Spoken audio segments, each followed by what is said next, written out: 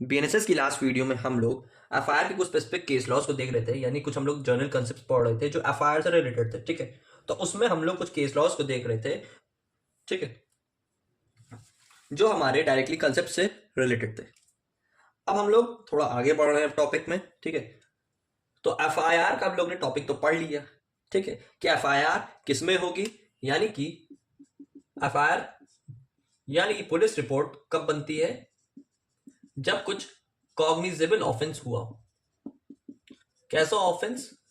Cognizable offence यानी कि serious कुछ अपराध हुआ है, सीरियस ऑफेंस हुआ है, तो ऐसी कंडीशन में एफआईआर होती है दर्ज। और एफआईआर के बारे में हम लोग ने पढ़ा और इसके एसेंशियल एलिमेंट्स यानी कि इसके इंग्रेडिएंट्स को जाना। ठीक है, अब हम लोग चलते हैं कि अगर कुछ ऐसी सिचुएशन क्रिएट हुई है जिसमें पेटी ऑफेंसेस हुए। क्या मतलब हुए? पेटी ऑफेंसेस हुए यानी कि ऐसे अपराध जो इतने सीरियस नहीं है, बहुत ही नॉर्मल मैटर्स हैं जिसमें एफआईआर की नीड नहीं है। तो ऐसी सिचुएशन में क्या होगा? देखिए, ऐसी सिचुएशन में एफआईआर नहीं, एनसीआर होता है। एनसीआर दिल्ली वाला नहीं, लॉ वाला, नॉन कॉग्निजेबल रिपोर्ट। क्या मतलब हुआ इसका? इसका फुल फॉर्म हुआ नॉन कॉग्निजेबल रिपोर्ट, जो दर्ज होती है नॉन कॉग्निजेबल ऑफेंसेस में,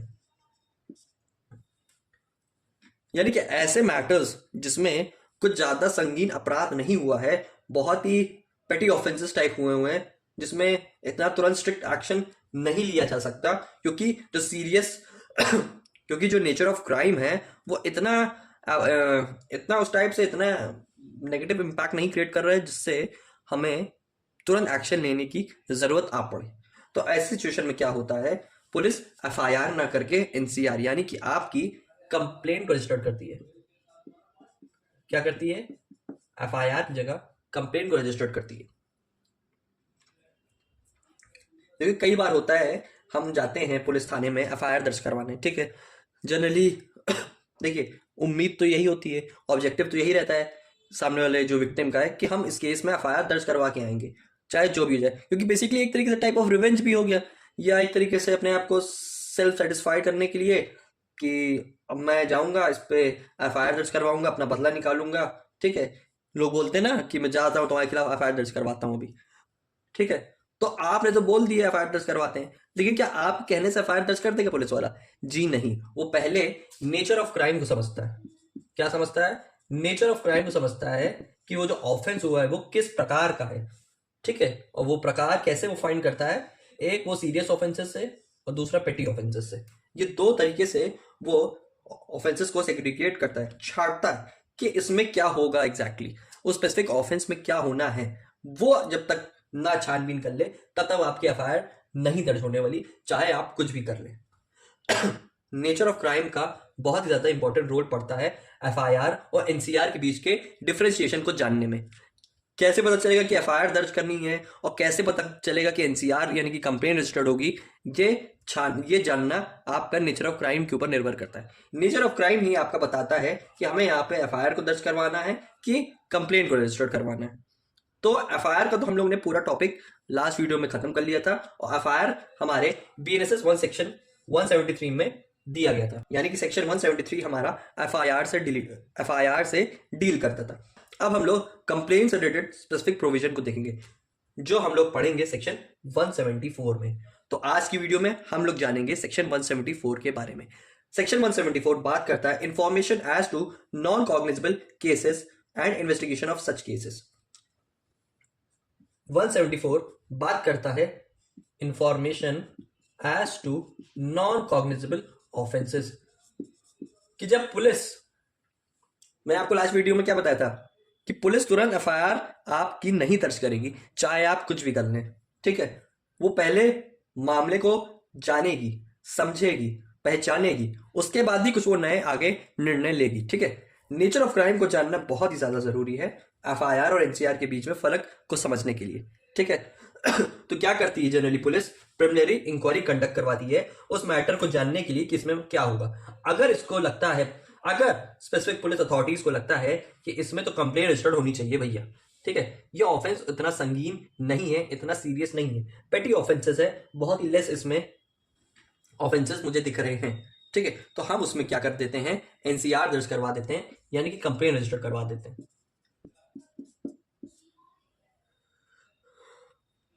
अब कंप्लेन जो होती है वो पुलिस वाला नहीं, मजिस्ट्रेट सुनता है। कहने का मतलब है कि कंप्लेन के मैटर्स में पुलिस अथॉरिटी यानी पुलिस ऑफिसर का कोई रोल नहीं होता, इसका सीधा रोल होता है मजिस्ट्रेट से। ठीक है, एफआईआर में तो देखिए क्या होता है, जब एफआईआर होती है तो जाहिर सी बात है पुलिस ऑफिसर ही लिखेगा उसको, क्योंकि और कोई स्पेसिफिक पर्सन है नहीं। एफआईआर तो पुलिस ऑफिसर ही लिख रहा है, तो जब एफआईआर पुलिस ऑफिसर लिख रहा है तो कहने का मतलब है कि मैटर पुलिस ऑफिसर से ही धीरे धीरे बढ़ रहा है मजिस्ट्रेट की तरफ। लेकिन कंप्लेन के मैटर में पुलिस ऑफिसर की ड्यूटी नहीं क्रिएट होती, वो एज आपके स्पेसिफिक जो आपने बात कही, इंफॉर्मेशन बोला या कोई भी आपने स्टेटमेंट रिकॉर्ड करवाए, वो as just a statement record कर लेगा आपके कंप्लेंट के फॉर्म में, और फिर उसको वो सीधा दे देगा मजिस्ट्रेट के पास। क्या बना के, एनसीआर बना के, नॉन कॉग्निजेबल रिपोर्ट बना के वो मैटर चला जाएगा सीधा सीधा मजिस्ट्रेट के पास। इसमें एफआईआर का कोई रोल नहीं क्रिएट होगा। यहाँ पे पुलिस ऑफिसर का रोल तभी क्रिएट होगा जब मैटर आ रहा है कॉग्निजेबल ऑफेंस वाला, यानी कि सीरियस ऑफेंस वाला।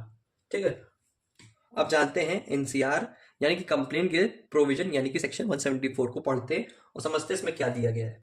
समझते सेक्शन 174 को, information as to non cognizable offence, NCO में लिख दे रहा हूं, यानी कि आपकी होगी एनसीआर यानी कि कंप्लेंट।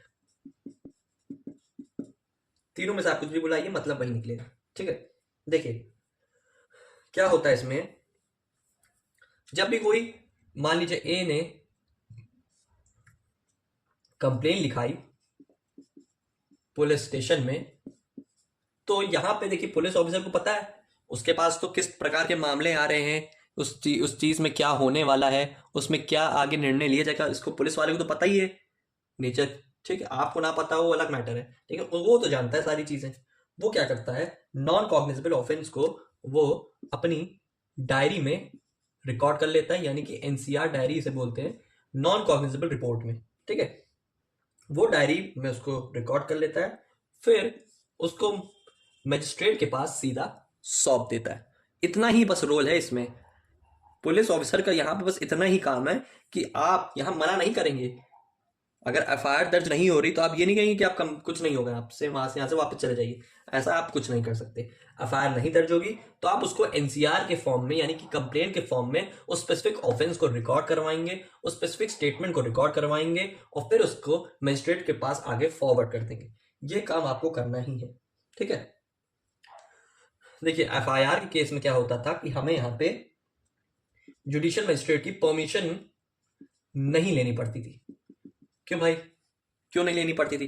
देखिए क्या होता है कि जुडिशियल यहाँ पे एफआईआर के केस में क्या हो रहा है कि आपको पता है कि मामला संगीन है, बिना एफआईआर किए मजिस्ट्रेट के पास पहुंचेगा ही नहीं, और अगर हम ये काम यहाँ पे नहीं करेंगे तो मजिस्ट्रेट के पास हम क्या ही देंगे।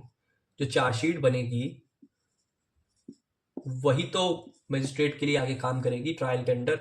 जब पुलिस वाला एफआईआर ही नहीं दर्ज करेगा तो वो चार्जशीट भी नहीं बना पाएगा, और जब वो चार्जशीट ही नहीं बना पाएगा तो मजिस्ट्रेट को वो क्या देगा, कुछ नहीं देगा। ठीक है, तो यहाँ पे एफआईआर के केस में हमें जुडिशियल मजिस्ट्रेट की परमिशन नहीं रिक्वायर पड़ती। ठीक है, नहीं, लेकिन वही अगर एनसीआर हो तो वहां पे परमिशन चाहिए। ठीक है, हम यहाँ पे जुडिशियल मजिस्ट्रेट के बिना निर्णय के आगे कुछ भी एक कदम नहीं बढ़ा सकते। ठीक है, यहाँ पे अगर हमें उस पर्सन को अगर अरेस्ट भी करना है तो भी हमें मजिस्ट्रेट की परमिशन चाहिए। नो अरेस्ट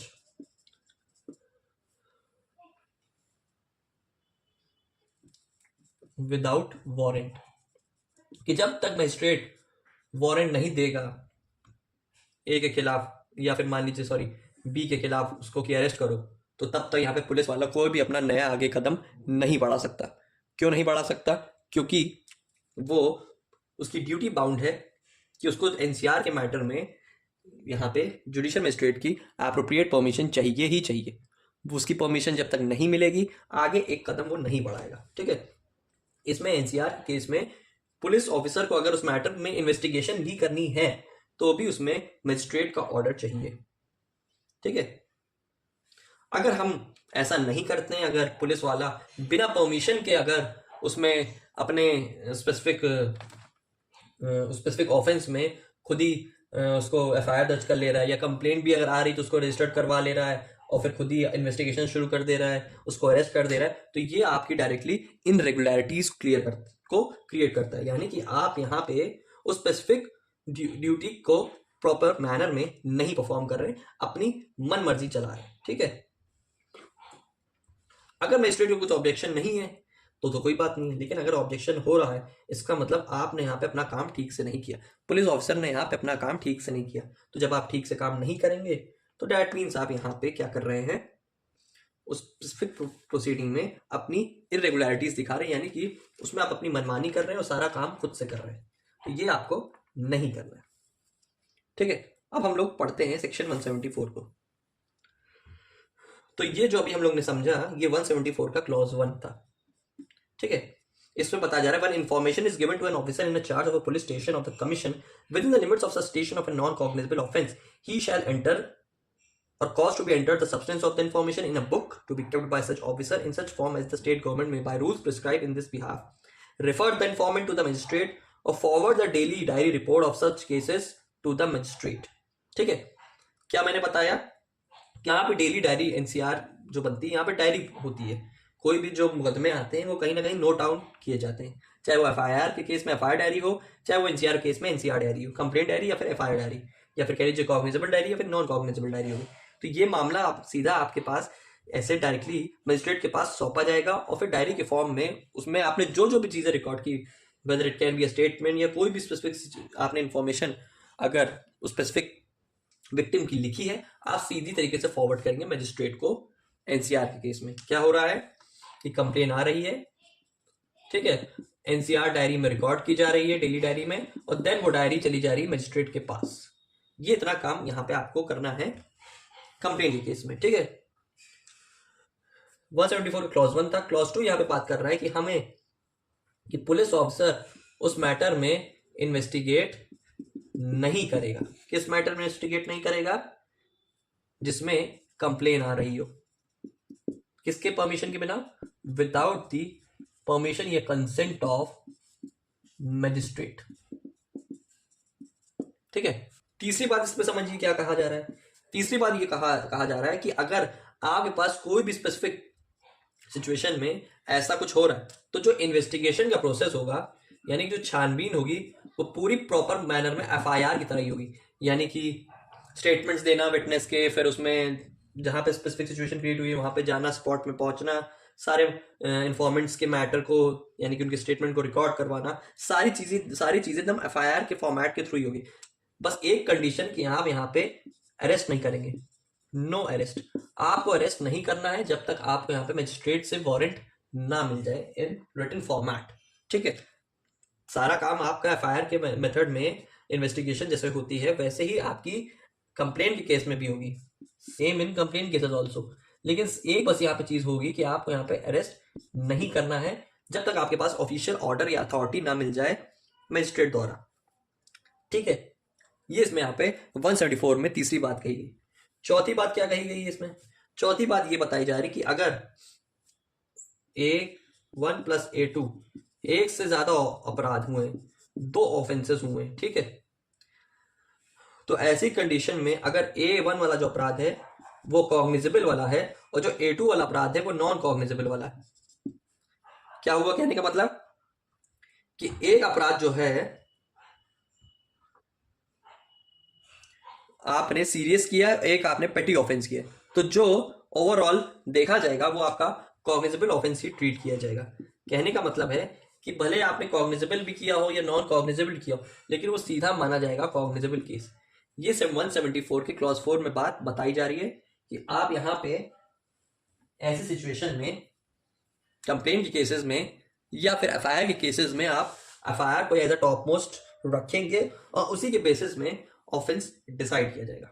जो 174 में क्लॉज 4 की बात बताई जा रही है कि अगर A1 + A2 2 टाइप के ऑफेंस हुए हैं, जिसमें एक लग रहा है आपको कॉग्निजेबल और एक लग रहा है नॉन कॉग्निजेबल, यानी एक लग रहा है सीरियस वाला और एक लग रहा है नॉर्मल वाला, पेटी ऑफेंस वाला, तो ऐसी कंडीशन में क्या होगा, देखिए पुलिस वाले को पता है कि बाद में इन्वेस्टिगेशन के टाइम वो अगर देख रहा है कि ये ऐसा ऑफेंस कॉग्निजेबल लग रहा है उसको, ठीक है,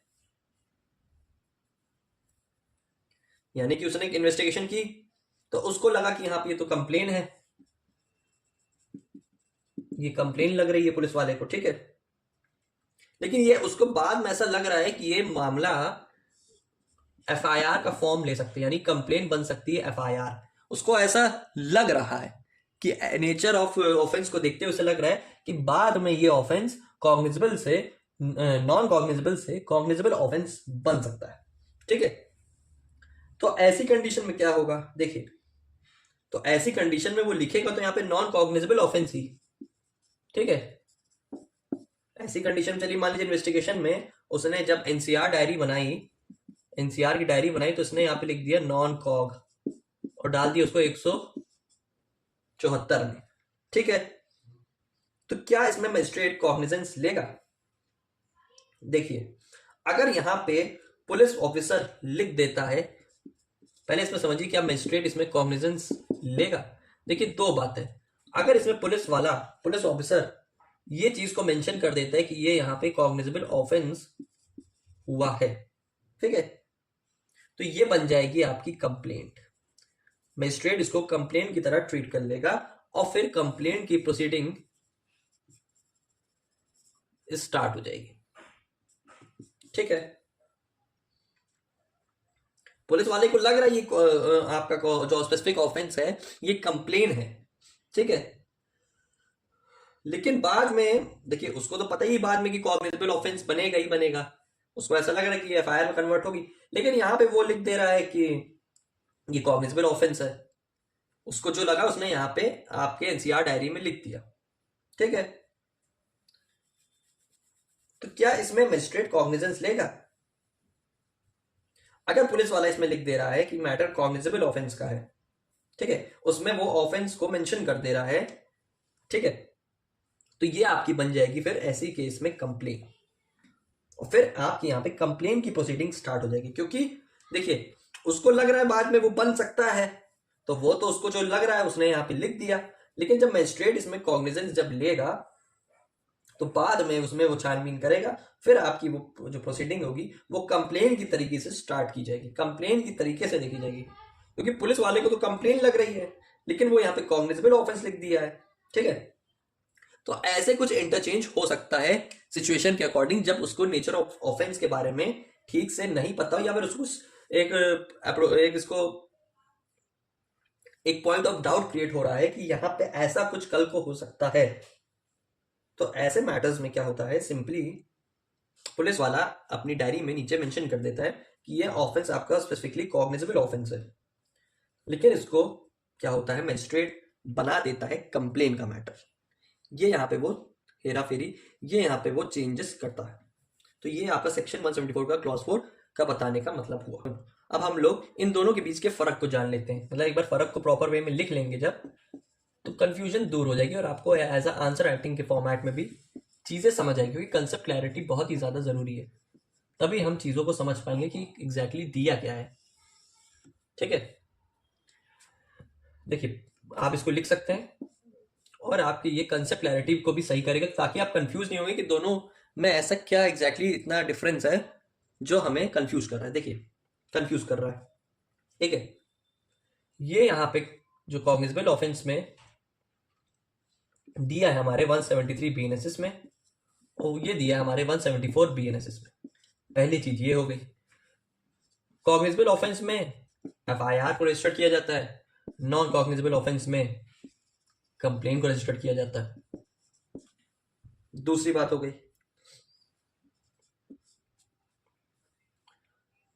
इसमें डायरेक्टली अरेस्ट कर सकती पुलिस ऑफिसर स्पेसिफिक अपराधी को, यहां पे नो अरेस्ट है, विदाउट वारंट, ठीक है, no permission is required,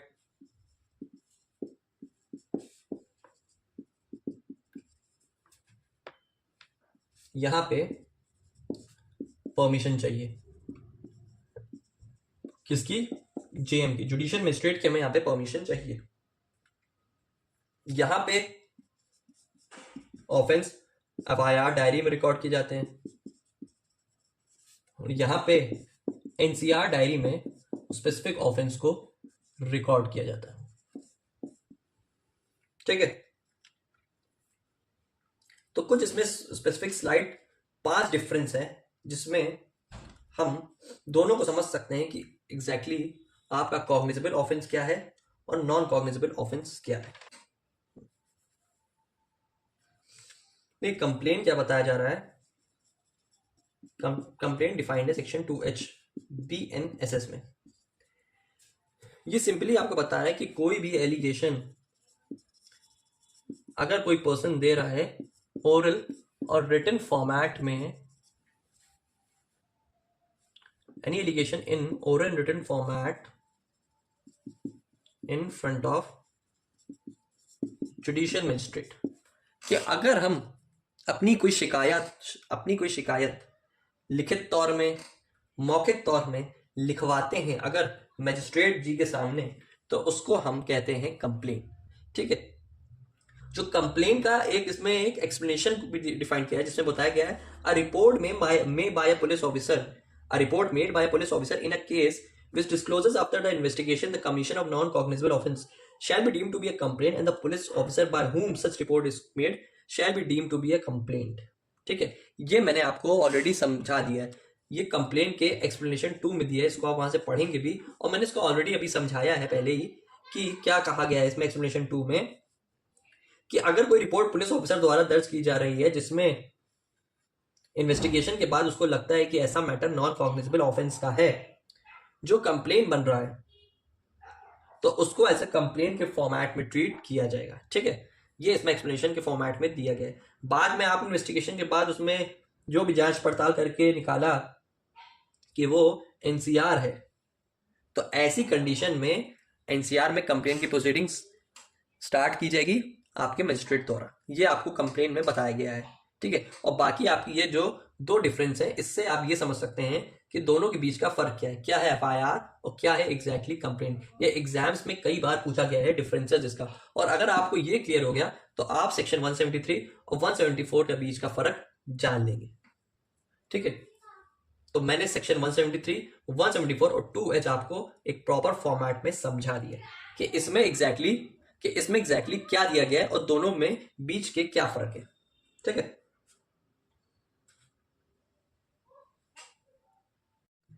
I hope आपको नॉन कॉग्निजेबल ऑफेंस यानी कि सेक्शन 174 अच्छे से समझ आया और इससे रिलेटेड इसके कॉन्सेप्ट अच्छे से क्लियर हुए हो। तो मिलते हैं फिर बीएनएसएस की नेक्स्ट वीडियो में।